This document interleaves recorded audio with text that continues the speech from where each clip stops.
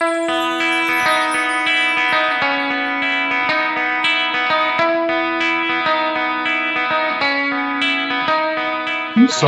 for those of you who don't know me, my name is Liston. I am the founding principal and director for Crucible & Co. I've been working in the risk arena for probably most of my career in various guises, and I'm hoping that those exposures will help me draw together some information that will be of use to you through the course of today. So let's kick off. Next one, please, Kerry.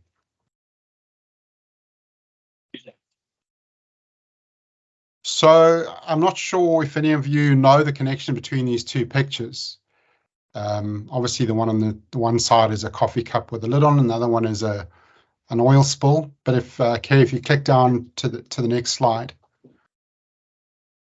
this would have been far more exciting with animation. But anyway, well, they both could be referred to as the BP spill. So really, what happened is in 2007, the guy on the right, Tony Hayward, was appointed as CEO of BP.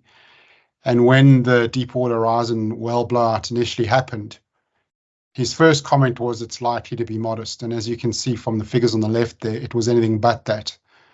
You had huge financial losses, and as things currently stand, their cleanup costs, fines and claims are staying at $71 billion. What's quite interesting to see is the knock-on effects that came from it, aside from the fact that their share price was hugely impacted. They too were sort of instrumental in influencing how oil is prospected in the Gulf. The means that they used to try and clean up ended up creating more problems than they were worth. But the long and the short of it is that when Tony, or Teflon Tony as referred to, came into power, that was several years after the Texas City refinery blast, and what that meant was he gave a huge amount of attention to personal safety as opposed to process safety. And would you believe the risk of spilling coffee was higher on the risk register than the well blowout that they experienced? So if you transition to the next slide, please, Kerry. What's quite apparent is that we not only need to ensure that we are aligning the real world to the risk register, we need to ensure that the real world is a fair reflection in the register itself. And I think when Kerry and I started discussing the topics for this, what I really wanted to ensure is that it's very easy to get swept away on LinkedIn and at these sort of risk meetings to hear the variety of approaches that we can take to manage risk. And I think in some instances, it helps to leave good enough alone. And instead of the risk register potentially being the sort of the gateway drug to really poor risk management, it can be the rite of passage to really good risk management. So if we go to the next slide, I'll give an outline of what we'll be covering today. So first of all, what is it about them that we love? What is it about them that we hate? How do we get sort of make sure what the register does look closer to the real world? How do we leverage information that we have, and what does good look like? And then lastly, where do we think things are changing? And they're obviously changing very rapidly. So let's kick off with what do we love about them? Next slide, please, Kerry. Oh, well, maybe just before we get into that, that's where, had I had the presentation going, I wouldn't know. But anyway, just so we're all on the same page, the risk register is really some form of register as represented here, where you know what your risks are that you've identified. You've got some idea of what the consequences are. Sometimes we have some information on what causes them. We then rate and evaluate those risks and then outline some of the consequences that need to be given attention, and we allocate ownership. And yes, it unfortunately does come along with its sort of conjoined twin, the risk matrix. And I'll talk a little bit to that a little bit later. Next slide, please, Kerry. So what is it that we love about them? If we can go down one.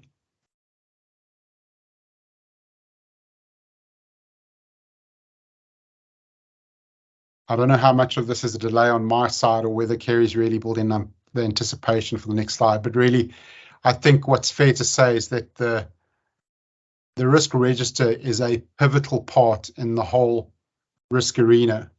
It it even plays a key role in risk management. And if we look at the diagram that'll come up on the next slide, you'll see if you look at the whole arena of governance, risk, and compliance, you can go down, please, Kerry. And you probably won't be able to read all the details there on the screen, but if in this diagram that shows what governance, risk, and compliance covers, you'll see that the risk register plays a key role. And the next slide will show you that it's a key role in terms of assessing the potential risks that we may anticipate. And then when we do have issues, being able to unpack them and incorporate them into future risk conditions. If we could go down one, please, Kerry.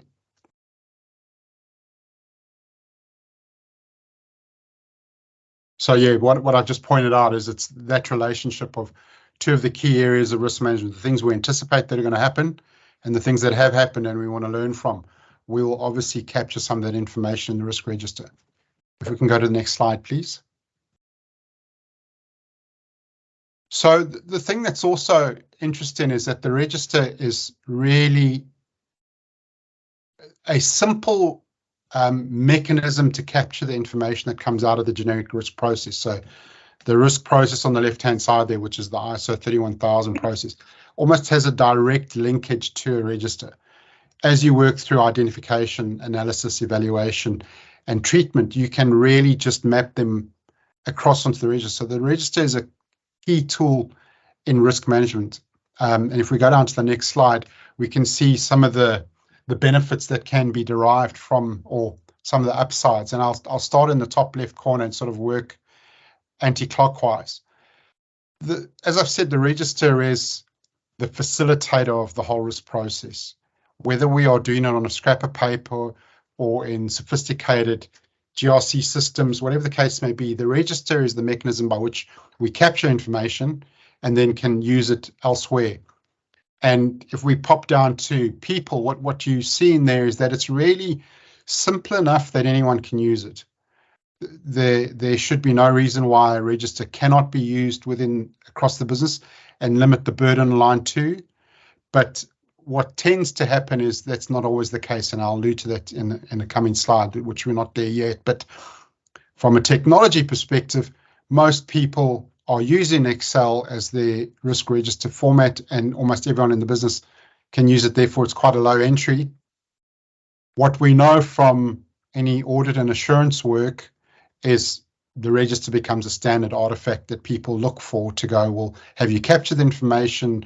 Who have you allocated it to, et cetera, et cetera. And then from a data perspective, which is obviously one of the key requirements, it's a significant sort of organizational repository for information around risk.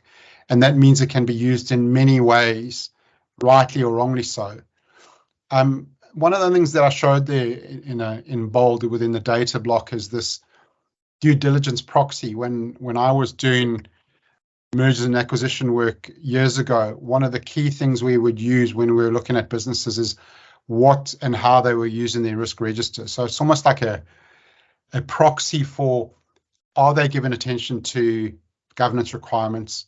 How have they looked at risks? And anyone who was worth their salt would know very quickly whether they accurately understood what was going on. Obviously, when you're doing mergers and acquisitions, you have a far deeper appreciation and level of access to the information, but you were able to see how they understood their business. So it is a valuable tool, and there is an upside to be gained from it, not only within the business, but also without. Next slide, please, Kerry. So then what do we hate about them? Well, I think we all know that they end up essentially being treated like a hammer. It becomes the only thing we address risk with, particularly a generic risk register. And so if you go to the next image, Kerry, you'll see, many of you might have seen this picture on your LinkedIn feed, Alex Sidorenko from the Risk Academy, who has an aversion to any sort of what he refers to as risk management 1, which is almost the more traditional risk management ways we treat things in the business.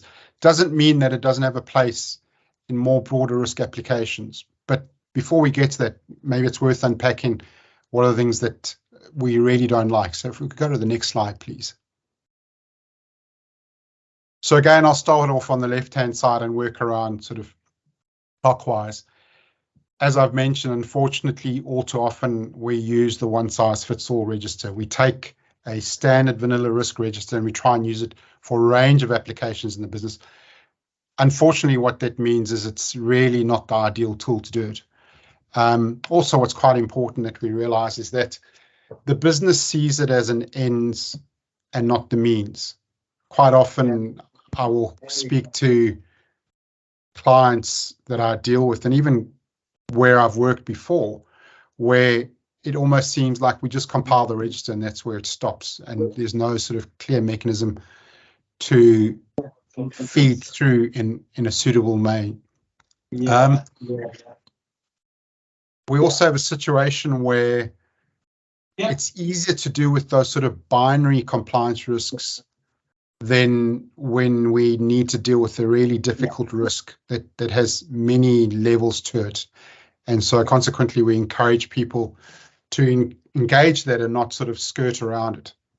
Moving down to the people side, well, obviously the one that is quite prevalent is the fact that quite often there is still a huge reliance on certain key people to compile the risk register, and it doesn't get taken up by the business as intended because the business sees it as being more work than the way we work, and that's obviously not ideal. Moving across to the bottom right, we obviously have that issue of the risk matrix. It's a mechanism that is equally poorly applied, and anyone who's doing more quantitative level risk has a great aversion for the heat maps we use. I just think that they are used beyond their intended scope, and they have a place for some conversations, but they shouldn't be seen as something that can be used all over the place. The other thing with risk registers is the way we set them up determines how easily we can transition to an IT solution. Obviously, the way we might define our risks, the categories we use might not always be, we may not be able to always transition them across, and the systems we use may not be configurable, and as a consequence, we skirt away from potential solutions that could add a lot of value just because the solution doesn't accommodate the information we've captured.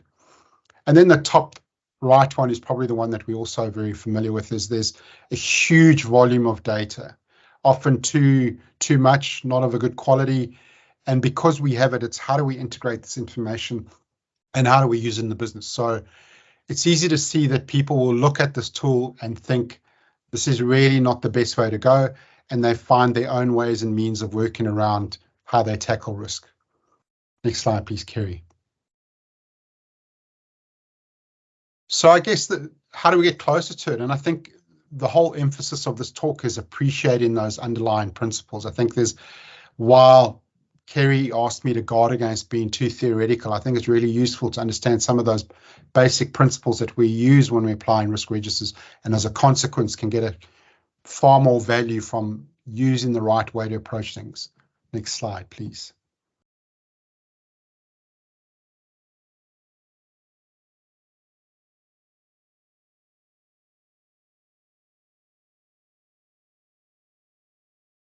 So I think the easiest thing or the key takeaway that I'd like people to appreciate is that if you look at the risk register process on the left, or the risk assessment process on the left, quite often it is no more complicated than that sort of plan, do, check, act process.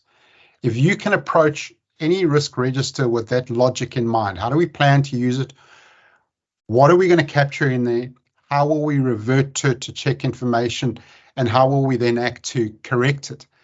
You'd be a long way down the road from just having a register dictate how you intend to approach risk. Next slide, please, Kerry.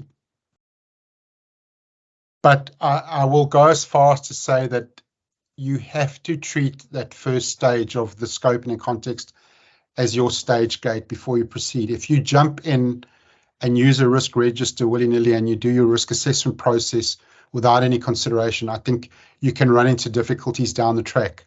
So in the next couple of slides, we're going to work through some of those things to bear in mind. So, Kerry, if you could go to the next slide, please. So first of all, we want to get some understanding of what are we looking at? What are we focusing on? Is it a generic type of hazard that we want to understand, like we would do if we're doing health and safety risk assessments? Is it something where we're looking at threats and vulnerabilities from a cyber perspective? And I'm sort of just jumping around here, but you can see that there are a range of approaches that we need to bear in mind when we are going to conduct a risk assessment.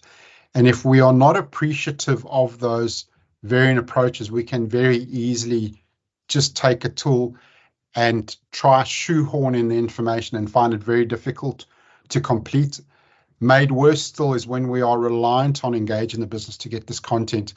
If we're using the wrong tool, it will be cumbersome in its application, and the opportunity in which we need to impress upon line one the value we can derive may be lost or hampered because we look like we are working with a tool that is just completely inappropriate. Next slide, please, Kerry. This is also a really key determinant is, are we wanting to use it for a generic application? So we develop in a bow tie within corporate, a risk register within corporate, which we're going to then use to cascade into the business.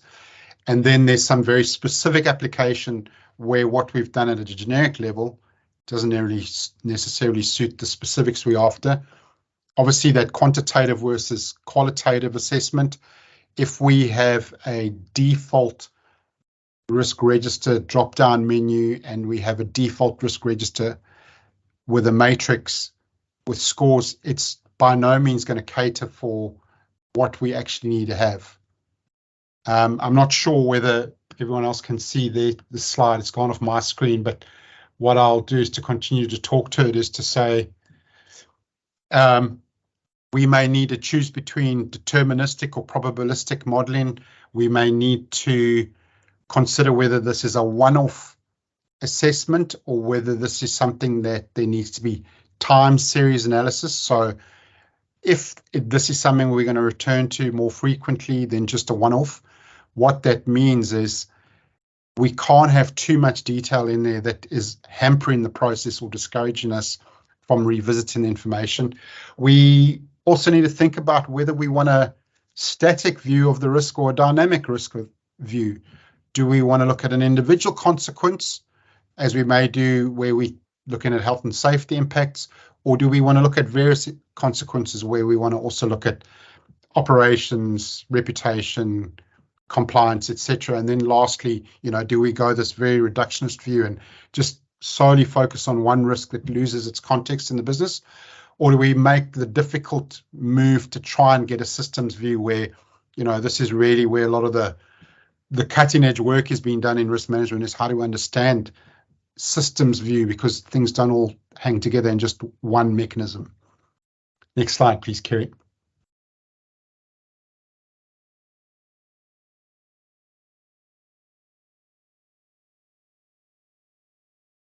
This one is really, it's probably stating the obvious, and it might, seem that it doesn't add value. But I think what we forget about with risk is that it's a risk to something and a risk from something. I think when you read through risk registers, you can have a sort of a preoccupation with one over the other and miss opportunity to think about those other things. And obviously, I'm not encouraging every single risk to have a to line and then a from line, but it really helps that when we are looking at things, what are the implications of how this risk is playing out? Again, that would be a valuable insight to have when pulling your register together. Next slide, please. We also find that we have registers throughout various parts of the business, whether we're down in the trenches and we're doing things at a task-based level, or we're within a specific business unit or within a specific project. We know at some point we've got to filter this information up so that the board and the executive have an idea of what our principal or headline risks are, and they can then view things down into the business. And obviously we can either have very specific risk domains that we're interested in, or a mechanism that concentrates information, and we draw out some of these key risks from an operational perspective or from a project risk perspective. So where we are can have a huge influence on what we want to look at. Next slide, please, Kerry. And here's a key example.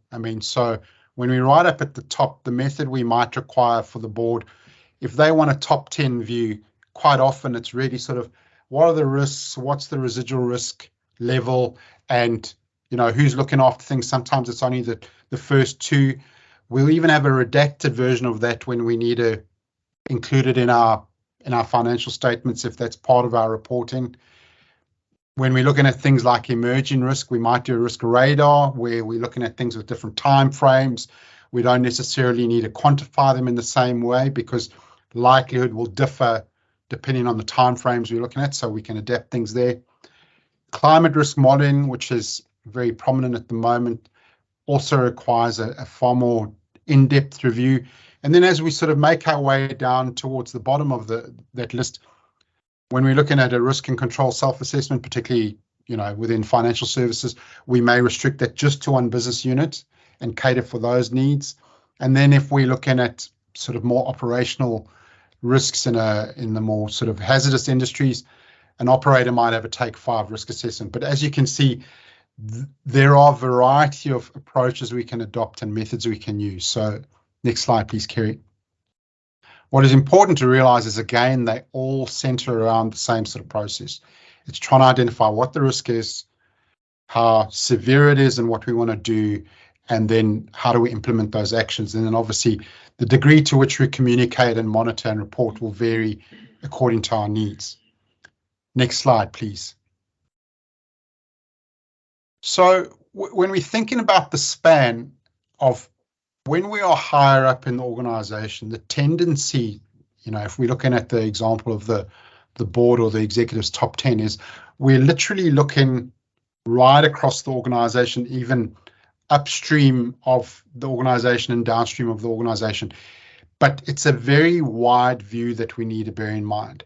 Whereas if we are down in, let's say, conducting an RCSA, as I've got listed there, it's a far narrower view of what we're concentrating on. And consequently, we need to understand, as I've sort of highlighted in the middle there, is where is our center of gravity? Because whereas the board and the executive may be looking right across the process, when you get down into the organization, you are located in some other areas. And what might be your hobby horse may sit somewhere else in the business and be considered. I mean, I saw a recent example where there was a top line risks that were put in place. And when you looked at some of the risks, the wording was very operational in nature.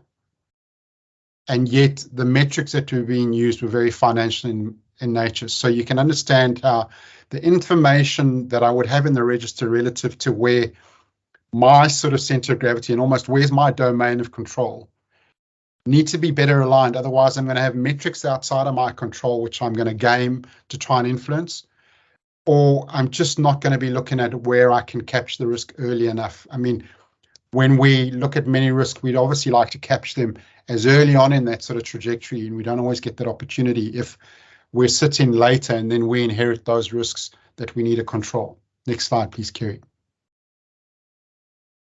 Aside from span, we have frequency to consider. The higher up in the sort of structure, the less frequent those assessments. I mean, board reviews might only happen 6 monthly or annually or even less frequent. And then when we get into deep dives, those might be one-offs, and there might be things that are only done according to the board's calendar or the Audit and Risk Committee's calendar where they want to look at something. Whereas, as you can appreciate, when we are down in the operational area, something like a take 5, which I know is a more of a health and safety measure, may be done several times a day if required. So again, if we are going to be doing a risk review or a risk assessment regularly, like a take 5, we cannot use a complicated register to capture that information. We need to be honing it down to deal with what exactly we need to deal with. Whereas on, a deep dive analysis, it may not even work within a standard risk register. We may need to capture a range of different information.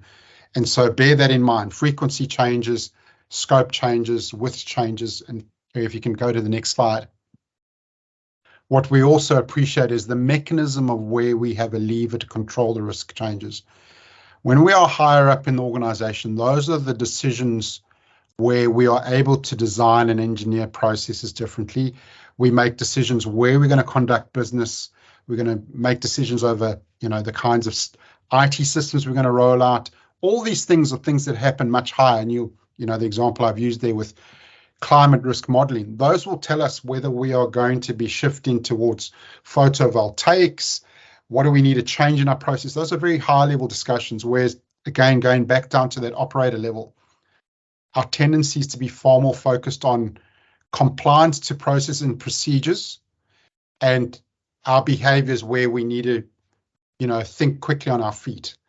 And so you can appreciate that what I want to do and where I want to control, how do I capture that information in a register?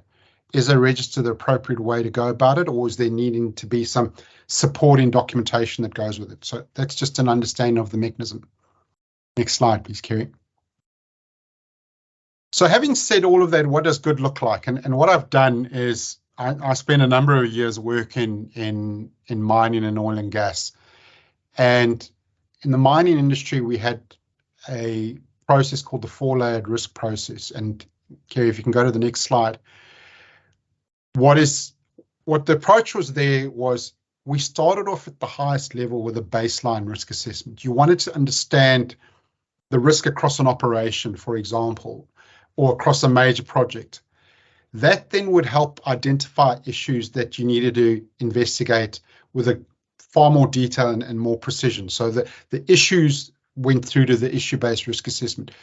Once we were in that area, we could then go, okay, well, what are the things that are in those issue risks that we need to incorporate into our tasks? So task risk assessment right down to the continuous risk assessment that we need to be checking on a regular basis. So if you go to the next slide, Kerry, I can talk through what that looks like in a better way. So firstly, let me just start by saying from the left-hand side, despite those quite distinct names and approaches, it was still the generic risk management process. It's a go-to. As I said, it follows the PDCA cycle. There is nothing unique about it that can't be applied at different levels. But if we work through that middle level, so I'll use an example. We were looking at one of our operations, and we had determined that one of the priority unwanted events, so what a priority unwanted event was, we would have multiple risks that kept on coming up, and what was the sort of the common factor across them we would call a priority unwanted event. One of the things obviously was big vehicles and small vehicles interacting, and there would be significant accidents and people would lose their lives. We also noticed that there was a huge amount of inefficiency trying to cater for these kind of vehicles. So to look at that, we did what was called a RAC, a workplace risk assessment control. Looks like a standard risk assessment, just has things spelled out, to cater for that need. We had identified that one of the ways we wanted to approach it to tackle that priority unwanted event was to automate the vehicles. So we did a lot of work around vehicle automation and realized there were certain controls that needed to come with it. And we did a lot of bow tie analysis. We did some HAZOPs, but what became quite apparent, one of the controls that I'll use in an example was if there were people that were interacting close to those vehicles, how did we know that the vehicle was in an autonomous state? They're very high, you can't see into the cab to know if there's a driver. And how would you know? So for example, I was a maintenance crew. If I wanted to go and work on the vehicle, how would I know whether it was in autonomous mode or not? And so we had determined that one of the simplest controls we could put in was a blue light. It was a blue light that was different from green and red lights we had used in the vehicle.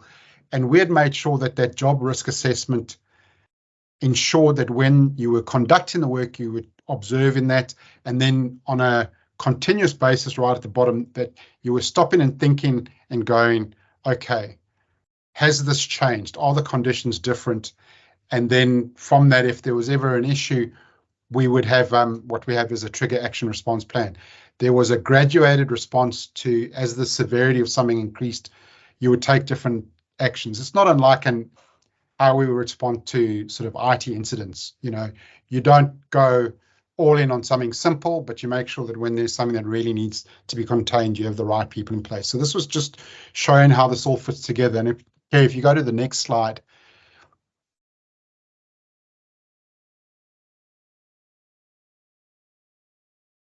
what may be apparent, and I alluded to it earlier, is those top levels were dealing with design and engineering. They were the people who were deciding whether we could have autonomous vehicles and how we changed processes, whereas lower down was more around behavioral responses. What do I need to observe when I'm entering the site? Can I see the light? And how should I respond if things change?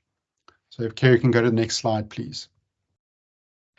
And one of the lessons that is universal, beyond even the mining industry, is that if you get or you don't do a good enough job higher up in the organization when you're doing those sort of design engineering works, you are then going to have that problem cascade down into the more operational areas where people will then have to find a workaround.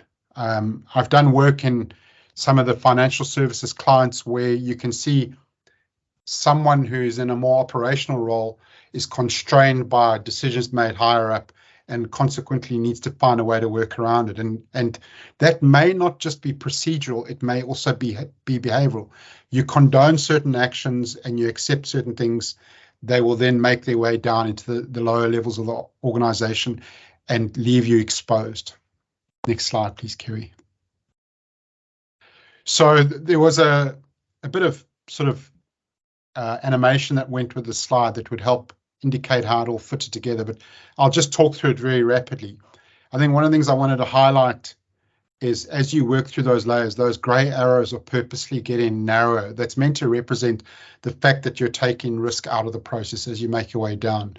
So when you're working right at a baseline level, you're trying to identify those priority unwanted events, which you fed through into what we refer to as a risk and critical controls register, which for all intents and purposes was a spreadsheet representation of a bow tie. At the issue-based level, the trigger was either you had that priority unwanted event, or you'd had an incident in the business, or there was a project change that you needed to think about. And that then was used to identify what would be critical controls, which then fed back into that risk and critical control register stroke bow tie.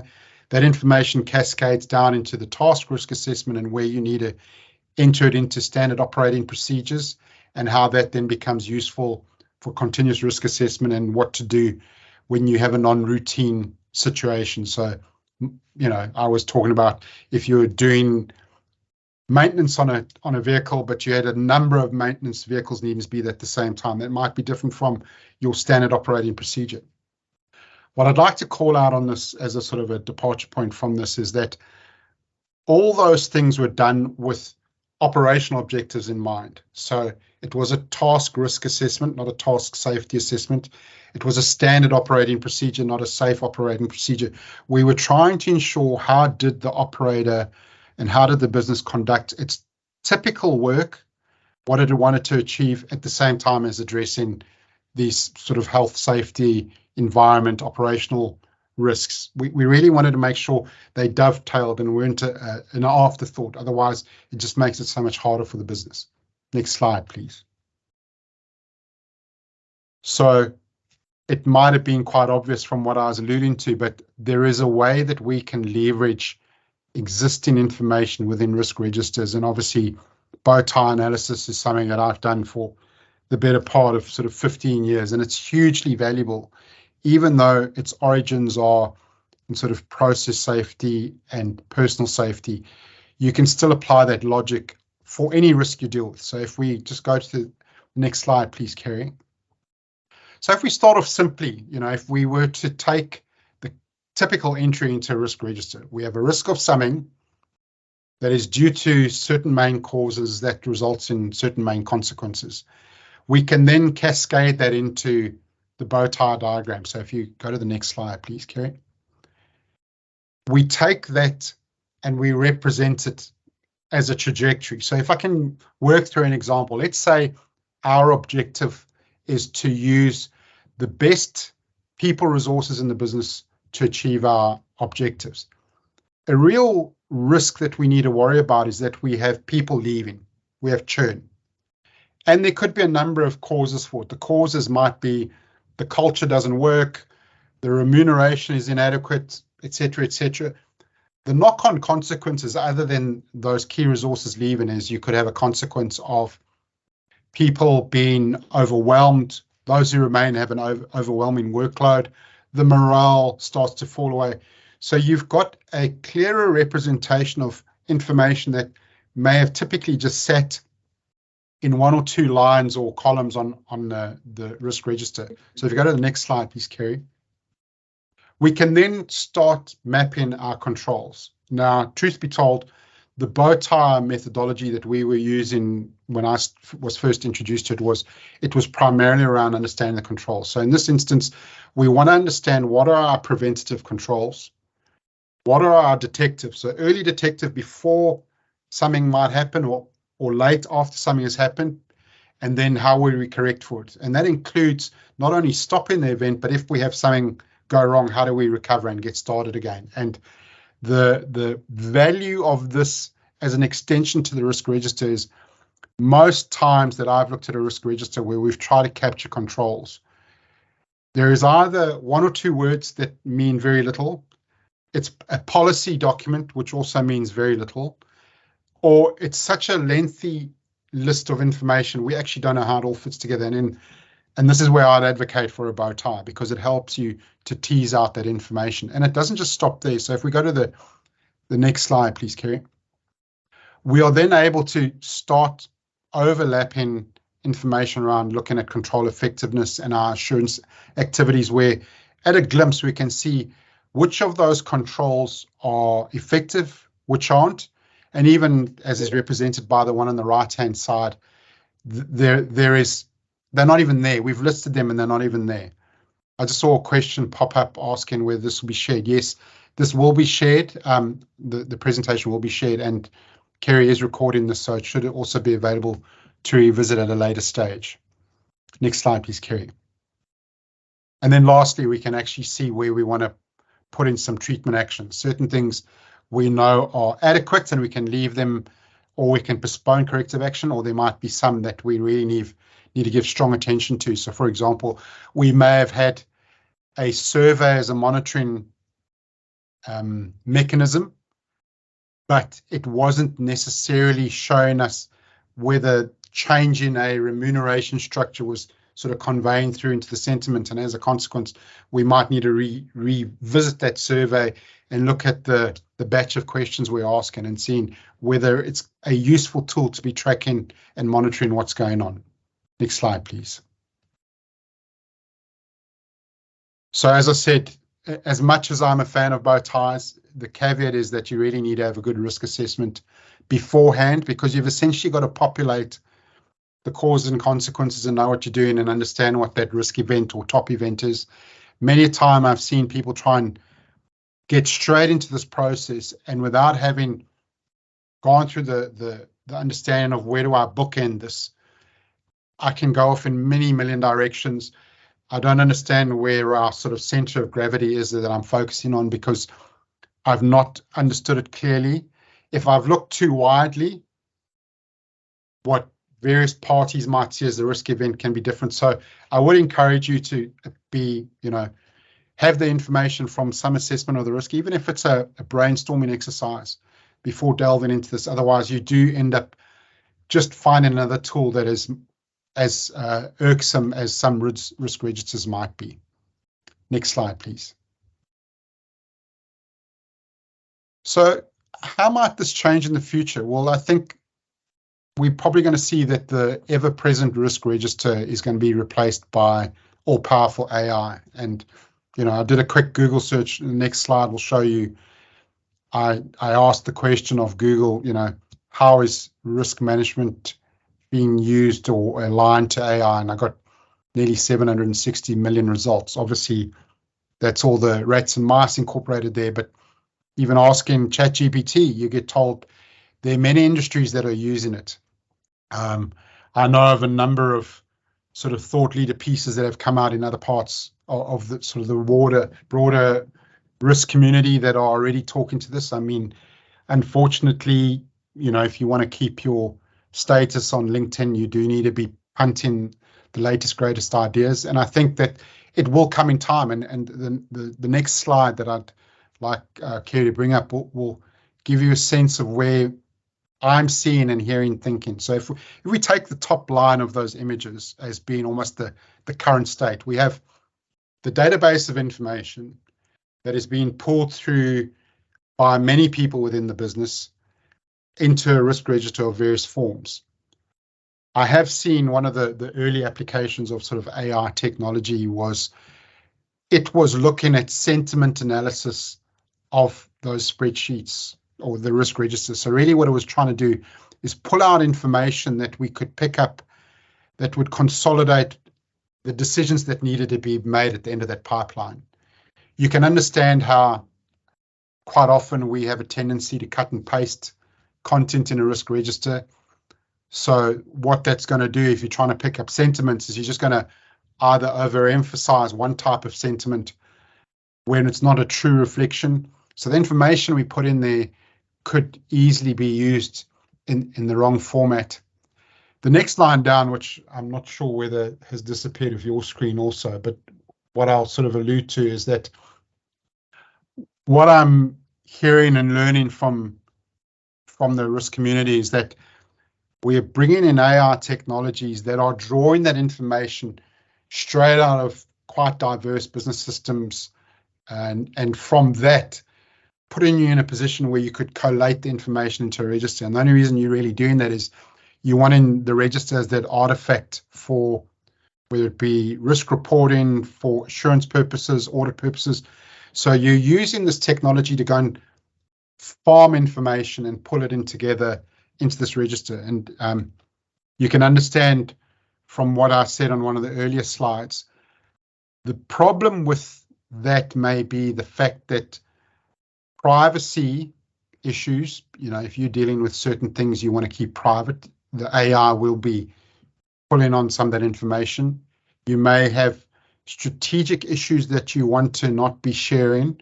So the privacy and security elements will obviously need to be teased out, and I don't think that's insurmountable. But you then may have another layer of maybe third-party AI that you're using to pull out some trends and analysis that get used at the end of the pipeline.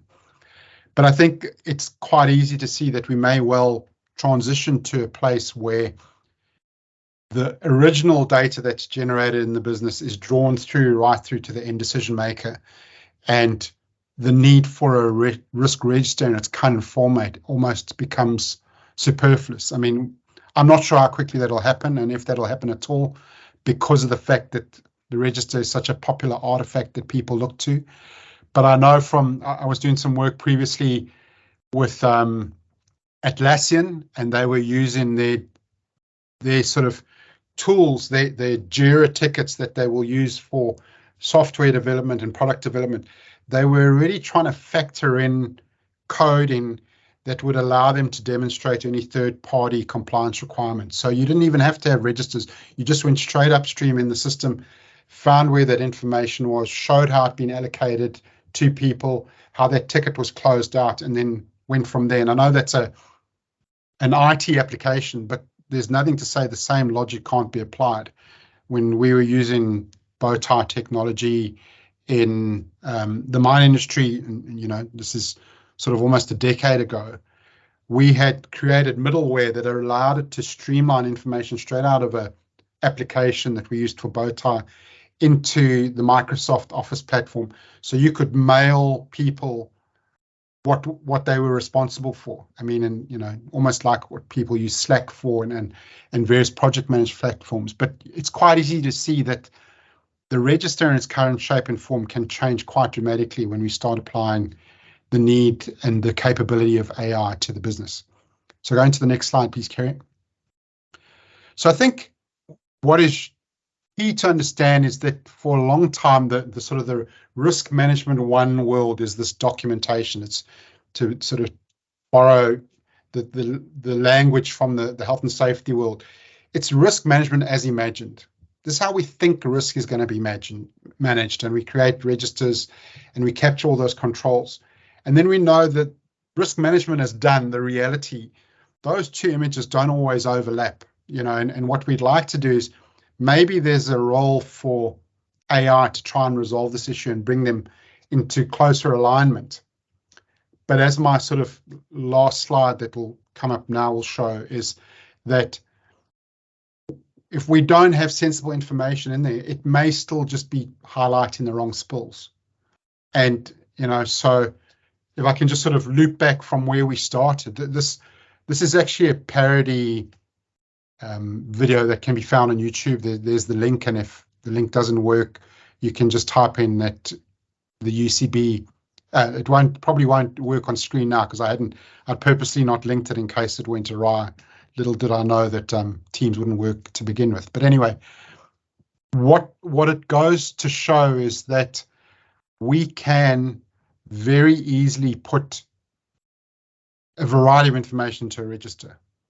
If that information is not reflective of the real world, it doesn't necessarily feed through into how well we can manage risk. So that's my encouragement, is to try and not be disenfranchised by what registers can or can't do, but to use them in the right way, thinking about that scale, thinking about that scope, thinking about the frequency, how we want to leverage things. And I think if we get that right and we find a way to sort of join the dots and map it up through the organization, there is no reason why the risk register won't stay with us for a long while and be a really useful tool in how we manage risk. And that's where I'm going to park it for today. And the delivery was okay. We will be looking probably to go back to Zoom. We thought we'd try Teams, but obviously this is seeming to be too problematic.